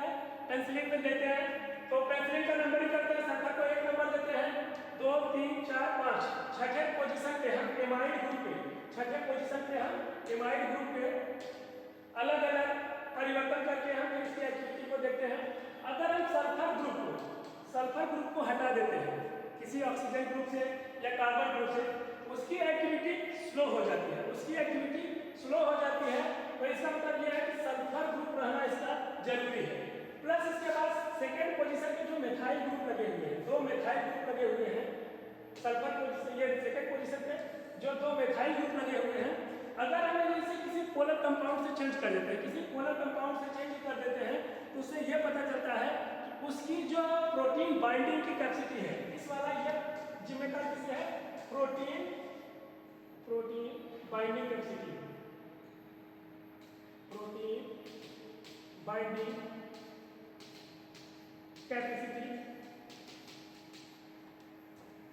के लिए जिम्मेदार है। अगर हम बोलते हैं कि सेकंड पोजीशन पे किसी हाइड्रोजन को रिप्लेस कर दीजिए या पोलर कंपाउंड से रिप्लेस कर देते हैं, तो उसकी प्रोटीन बाइंडिंग कैपेसिटी जो होती है वो कम हो जाती है। और अगर हम मेथाइल ग्रुप बना देते हैं तो उससे इसकी प्रोटीन बाइंडिंग कैपेसिटी बढ़ जाती है। थर्ड पोजीशन पे कार्बोक्सिलिक ग्रुप लगा हुआ है। कार्बोक्सिलिक ग्रुप भी उतना ही जरूरी है कि एंटीबैक्टीरियल एक्टिविटी शो करने के लिए। 4 पोजीशन पे नाइट्रोजन ग्रुप है। 5 छठे पोजीशन पे हम ये एमाइड ग्रुप का होना जरूरी है। एमाइड ग्रुप के बाद हम आर की जगह पर कोई भी कंपाउंड जोड़ करके इसकी एक्टिविटी की एंटीबैक्टीरियल एक्टिविटी को बढ़ा सकते हैं या घटा सकते हैं। सातवां पोजीशन यह क्या करता है, जिम्मेदार है इस रिंग के लिए, जो लैक्टम रिंग है। अगर ये 7वें पोजीशन पे हटा देते हैं, इसको किसी से चेंज कर देते हैं, उसकी एक्टिविटी स्लो हो जाती है। इसका मतलब यह देखा गया कि हम इस पूरे पेंसिलिन के स्ट्रक्चर में सिर्फ 6वें पोजीशन पे बदलाव करके ये कर सकते हैं कि उसकी एक्टिविटी को हम बढ़ा सकते हैं। मगर यह भी देखा गया कि कुछ ड्रगों में सल्फर ग्रुप को हटा दिया गया है, जैसे ऑक्सापिनेम,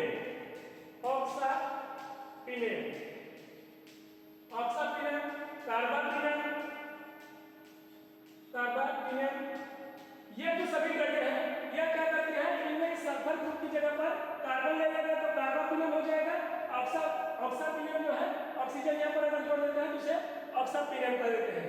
यह क्या होता है, यह इसकी एंटीबैक्टीरियल एक्टिविटी को लॉस कर देता है। यह जो ऑक्सापिनियम है वो कार्बन में यह एंटीबैक्टीरियल को एक्टिविटी को शो नहीं करता है, मगर क्या होता है कि अगर हम इसके टाइप इफेक्ट देते हैं तो स्लाइटली थोड़ा बहुत वो इनकी एंटीबैक्टीरियल एक्टिविटी दिखती है बट उतनी नहीं होती है। इसका मतलब यह हुआ कि इस पोजीशन को हम लगा देते हैं तो स्लाइटली इसकी तो डिक्रीज हो जाती है। और फिर इसके बाद ऑक्सापिनियम के बाद ये लेक्टर रिंग का होना जरूरी है। इस लेक्टर रिंग, अगर ये लेक्टर रिंग टूट जाता है तो इसका मतलब ये हुआ 4 मेंबर जो रिंग है मोनोबैक्टर जिसे बोलते हैं, इस 4 मेंबर रिंग को जिसे हमने मोनोबैक्टर कहा था, मोनोबैक्टर,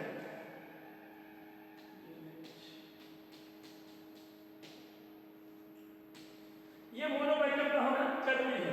इसका मतलब यह है कि बैक्टीरियल एक्टिविटी को हम यहाँ पर यह दिखाता है कि अगर मोनोबैक्टर के रिंग होंगे, लेक्टर रिंग रहेंगे तभी एंटीबैक्टीरियल एक्टिविटी शो करेगा। 5 मेंबर की जगह पर हम 6 मेंबर भी कर सकते हैं। उस 6 मेंबर में सल्फर की उपस्थिति कंपल्सरी है। इसका मतलब यह हुआ स्ट्रक्चरल एक्टिविटी रिलेशनशिप में हमने ये देखा कि पहले सल्फर ग्रुप को अगर हम हटा देते हैं, position first, when sulphur atom of the thiazolidine ring oxidized to sulfur atom sulfoxide, it improved acid stability। इसका मतलब यह हुआ कि एसिड के स्टेबिलिटी को बढ़ा सकता है but decreases the activity of the agent of agent. इसका मतलब यह हुआ कि एंटीबैक्टीरियल एक्टिविटी को यह लॉस कर दे रहा है मगर एसिड स्टेबिलिटी को यह बढ़ा दे रहा है। जैसे ऑक्सापिनियम ले लीजिए या कार्बापिनियम, इसकी एसिड स्टेबिलिटी बढ़ी हुई है बट इसमें समस्या यह है इसकी एंटीबैक्टीरियल एक्टिविटी को यह लॉस कर देता है। तो यह रहा स्ट्रक्चर एक्टिविटी रिलेशनशिप। अब इसके बाद हम थोड़ा सा इसमें ये देख लेते हैं इसका यूज,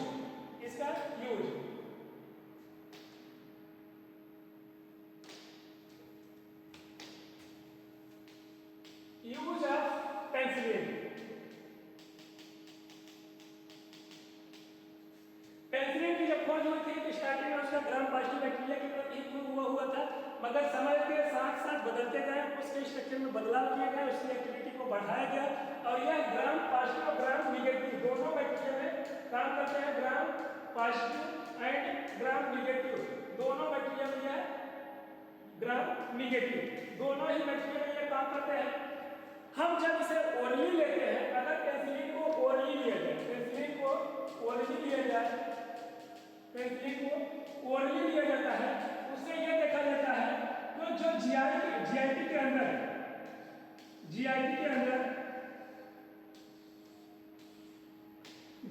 अंदर जो हमारे माइक्रो ऑर्गेनिज्म होते हैं जो हमारे डाइजेशन के लिए जरूरी होते हैं, उस माइक्रो ऑर्गेनिज्म को ये किल कर देते हैं, उस माइक्रो ऑर्गेनिज्म को ये किल कर देते हैं। इसका मतलब ये होता है कि ये इनका एब्जॉर्प्शन कम होता है। अगर पेनिसिलिन को हम ओरली लेते हैं इसका एब्जॉर्प्शन जो होता है वो स्लो होता है या कम होता है और अधिकतर अमाउंट में विदाउट एब्जॉर्बेंस में इस इंटेस्टाइन के माध्यम से, फीकस के माध्यम से फीकस के साथ बाहर हो जाते हैं।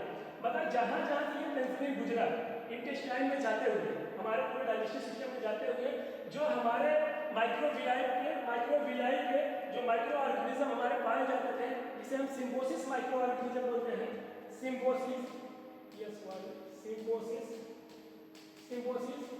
माइक्रो ऑर्गेनिज्म जो हमारे सिम्बोसिस माइक्रो ऑर्गेनिज्म थे उनको वो किल करता जाता है। इसका यह एक साइड इफेक्ट है कि हम जब पेनिसिलिन का पेनिसिलिन को ओरली ले लेते हैं ये समस्या आती है।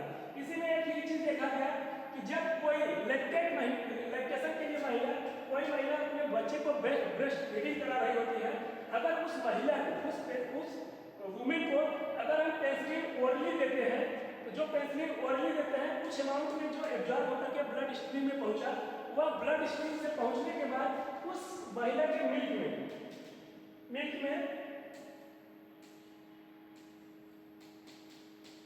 मिल्क तक पहुंच जाता है। यह मिल्क जब बेबी से टेक कर लेता है, जब इस मिल्क को बेबी टेक कर लेता है तो बेबी के पूरे डाइजेस्टिव सिस्टम में यह देखा जाता है कि उसके जो माइक्रो ऑर्गेनिज्म हैं वह किल हो जाते हैं, जिससे बच्चे उस बेबी को क्या होता है, डायरिया हो जाता है। ये देखा गया कि अगर किसी भी लैक्टेंट महिला को ब्रेस्ट फीडिंग करा रही है, अगर हम उसे पेनिसिलिन कैटेगरी की ड्रग ओरली देते हैं, उससे ये देखा जाता है कि सबसे बड़ी समस्या ये है कि वह ब्रेस्ट फीडिंग के समय उसमें ये देखा जाता है कि बच्चे जब उसे टेक करते हैं फिर उससे क्या होता है कि बच्चे को डायरिया हो जाता है। ऐसा नहीं है कि सिर्फ ओरली के अलावा भी अगर हम उसे कहते हैं कि अगर ब्रेस्ट फीडिंग का ड्यूरेशन है तो उसमें क्या होता है बच्चे को डायरिया जैसे सिम्टम दिखाई देते हैं। फिर इसके बाद इसके यूज में ही हम देख लेते हैं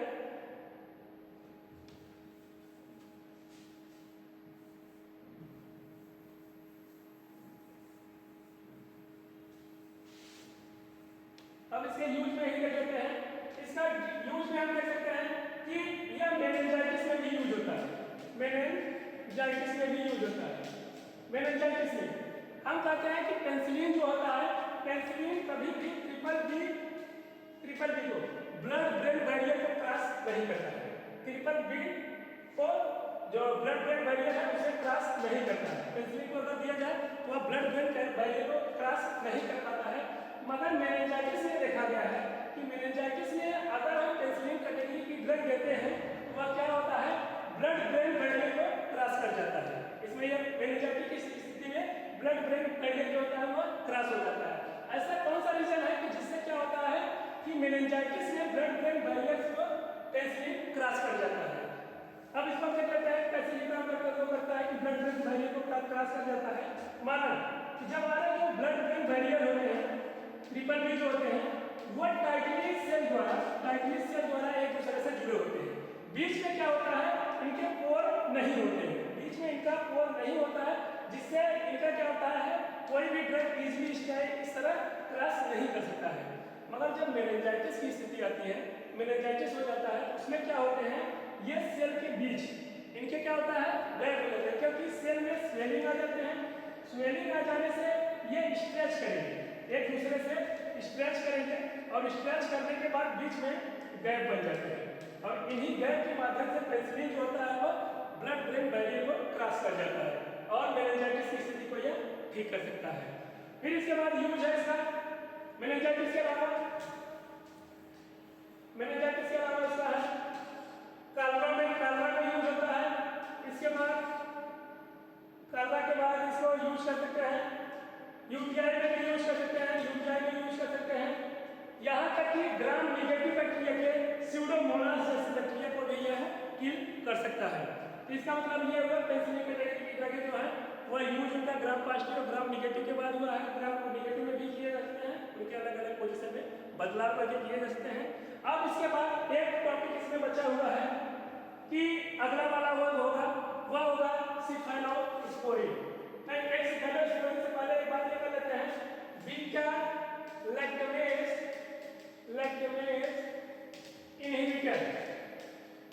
inhibitor drug, beta lactamase inhibitor drug ये कैटेगरी में ड्रग दी गई है। इस कैटेगरी की ड्रग जो है उसमें कौन कौन से है क्लेवुलोनिक एसिड पहला, दूसरा सॉल्बैक्टम, तीसरा टाज़ोबैक्टम। ये तीनों जो ड्रगें हैं क्या करता है कि जो बैक्टीरिया होते हैं बैक्टीरिया क्या करते हैं एक एंजाइम प्रोड्यूस करते हैं। वह एंजाइम प्रोड्यूस करते हैं, इसको देख लेते हैं एंजाइम में कैसे प्रोड्यूस कर रहे हैं।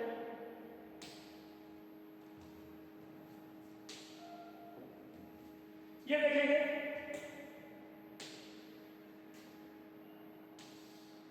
इसमें देखेंगे ये बैक्टीरिया का आउटर सेल मेम्ब्रेन है। यहाँ पर ये क्या पाए जा रहे हैं पोरिन है। ये आउटर सेल मेम्ब्रेन में जो पोरिन पाए जाते हैं ये पोरिन के माध्यम से क्या होते हैं उस बैक्टीरिया की इसेंशियल जो जरूरत की चीजें होती हैं वो इजीली वो क्रॉस करते हैं या इनटेक होते हैं या आउटटेक होते हैं। फिर इस आउटर मेम्ब्रेन के जस्ट नीचे एक बना होता है पेप्टिडोग्लाइकन लेयर। यही लेयर क्या करता है ये लेयर इस पूरे बैक्टीरिया को रिजिडिटी देता है, दृढ़ता देता है। अगर ये पेप्टिडोग्लाइकन के लेयर को हटा दिया जाए बैक्टीरिया का जो स्ट्रक्चर है वह डिस्ट्रॉय हो जाएगा। कैसे हो जाएगा? यह एक हमारे बोन सिस्टम स्केलेटल सिस्टम की तरह काम करता है। यह इसको एक मजबूती प्रोटेक्शन के रूप में देता है लेयर को। अगर इस लेयर को हटा दिया जाए तो बैक्टीरिया का जो स्ट्रक्चर है, जैसे बैक्टीरिया का स्ट्रक्चर में किया गया है फोकस जो होते हैं वो किसमें होते हैं, ओवल टाइप के होते हैं और राउंड शेप में होते हैं। फिर इसके बाद बैसिलस होते हैं, रॉड शेप में जिसे बोलते हैं। फिर इसके बाद इसे स्पाइरल बोल सकते हैं, जिसे स्पायरोटिक बोलते हैं, स्पायरोटिक बोलते हैं। ये टाइप की बैक्टीरिया होते हैं, वो किसके कारण उनका स्ट्रक्चर जो होता है वो पेप्टिडोग्लाइकन के कारण होता है। पेप्टिडोग्लाइकन के नीचे जो होते हैं पेरिप्लाज्मिक किसमें स्पेस होते हैं, उसके जस्ट नीचे ये वाले पार्ट को देखेंगे, ये वाला पार्ट क्या है, साइटोप्लाज्मिक मेम्ब्रेन होते हैं। साइटोप्लाज्मिक मेम्ब्रेन में ही ये यहाँ पर है, इसे क्या कहते हैं, पेनिसिलिन बाइंडिंग प्रोटीन। ये पेनिसिलिन बाइंडिंग प्रोटीन या प्रोटीन क्या करता है, ट्रांसपेप्टाइडेज। कौन सा एंजाइम,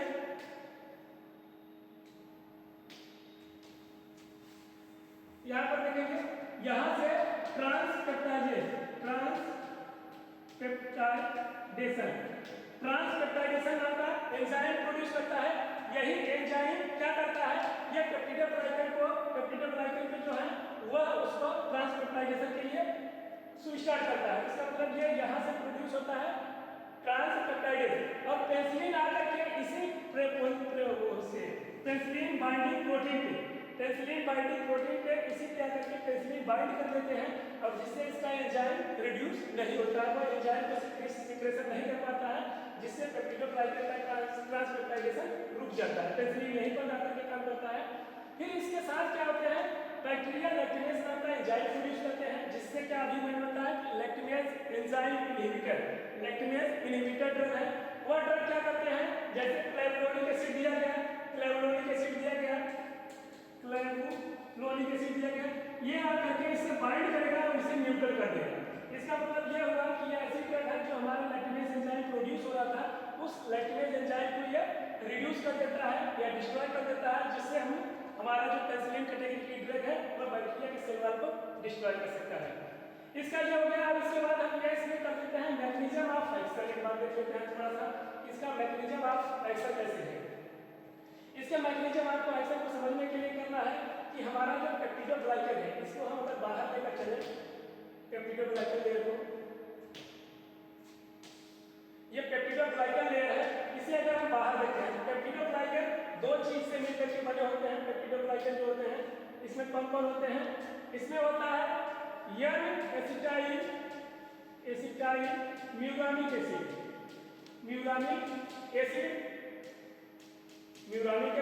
जिसे बोलते हैं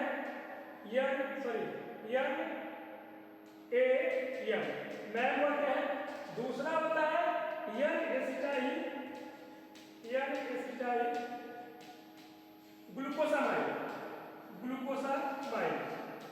एन एसिटाइल ग्लूकोसामाइड, ये के पास दो ऐसे होते हैं, ये अमीनो एसिड है, ये शुगर की जो बैकबोन होते हैं, इन्हीं शुगर का बैकबोन एक दूसरे से क्रॉस लिंकिंग के द्वारा जुड़े होते हैं। यह ग्लूकोसामाइन से जुड़ा होता है, दो ग्लूकोसामाइन से ग्लूकोसामाइन में क्रॉस लिंकिंग के द्वारा अमीनो एसिड जुड़े होते हैं। अमीनो एसिड द्वारा 5 पेंटामेरिक जो होते हैं वो अमीनो एसिड द्वारा एक दूसरे से जुड़े होते हैं। इसको हम थोड़ा स्ट्रक्चर में देख लेते हैं, इसका स्ट्रक्चर देख लेते हैं। बैक्टीरिया का सेल वॉल जो है वो किससे है, बैक्टीरिया का सेल वॉल पेप्टिडोग्लाइकन के हैं, इनमें देखेंगे इन्हें पेप्टिडोग्लाइकन किसके बने होते हैं, जी का मतलब एन एसिटाइल ग्लूकोसामाइड, एसिड नाइल, इसे नाइल बोलते हैं, और एम को बोलते हैं नाइल, एन एसिटाइल म्यूरानिक एसिड नाइल बोलते हैं। दो से बने हुए हैं, एन एसिटाइल ग्लूकोसामाइड और एन एसिटाइल म्यूरानिक एसिड, ये एक दूसरे की एक लेयर बनाकर के जुड़ते हैं। इस एन एसिटाइल म्यूरानिक एसिड से 5 जो होते हैं लिंक होता है, 5 अमीनो एसिड वो एक दूसरे से क्रॉस लिंकिंग द्वारा जुड़े होते हैं, उन्हें क्रिएट करता है। और पेनिसिलिन जो होता है जो हमारा बैक्टीरिया के एंटीबैक्टीरियल एक्टिविटी शो करता है, जैसे मान लीजिए क्या होगा कि ये एक मॉलिक्यूल क्या है इनका पेप्टिडोग्लाइकन के लिए सिंथेसिस के लिए इसमें वो एन एसिटाइल ग्लूकोसामाइड और एन एसिटाइल म्यूरानिक एसिड, जब इनका हम क्या करते हैं ऐड होता है, ये इसे कहते हैं ट्रांसपेप्टाइडेशन। ट्रांसपेप्टाइडेशन एक एंजाइम है, यह एंजाइम दोनों को स्ट्रेच जाता है और ये क्रॉस लिंकिंग द्वारा जुड़ जाते हैं। किसी एंजाइम को प्रोड्यूस होने से अगर रोक दिया जाता है, नेक्स्ट वाले में देखेंगे, जब हम एंटीबायोटिक दिया जाता है, बीटा लैक्टेम कर देते हैं, तो क्या करता है, इसी एंटीबायोटिक वो जो लैक्टेमेज एंजाइम है, इसी लैक्टेमेज एंजाइम से बाइंड कर लेता है और इससे इसकी एक्टिविटी को लॉस कर देता है। ये रहा इसका mechanism of action. Okay, thank you.